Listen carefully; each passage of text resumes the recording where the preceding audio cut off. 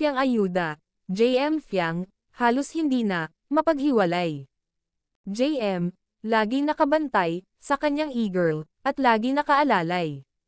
Samahan ng JM Fiang ngayon, wala na talaga makakapantay. Samantala, Fiang Smith at Rain Selmar, good vibes ang dalawang ito pag magkasama. Super, sa kakulitan. At sobrang ligalig, yung maramdaman mo sa kanila, ang saya, at pagka-natural na ugali. Sa lahat ng ex-housemates, dito talaga ako napahanga kay Rain Selmar. Yung behavior niya towards Fiang ay di nagbabago. Kahit may maririnig siyang paninira kay Fiang. Pero never lumayo ang loob sa dalaga.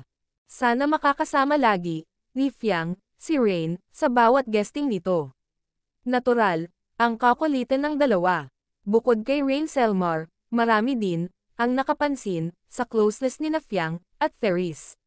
Kahit hindi sila nagkasama sa loob ng BNK, pero naging close at natural din ang closeness nila sa labas ng bahay ni Kuya. These girls are really awesome. Samantala, sabay-sabay nating panoorin ang iba't ibang ganap sa JM Fiang. More ayuda sa lahat ng fans ng JM Fiang.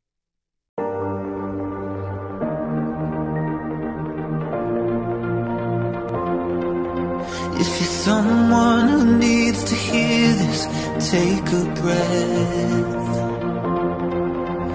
For those who put others first when their own world's a mess. For anyone who feels like they're near the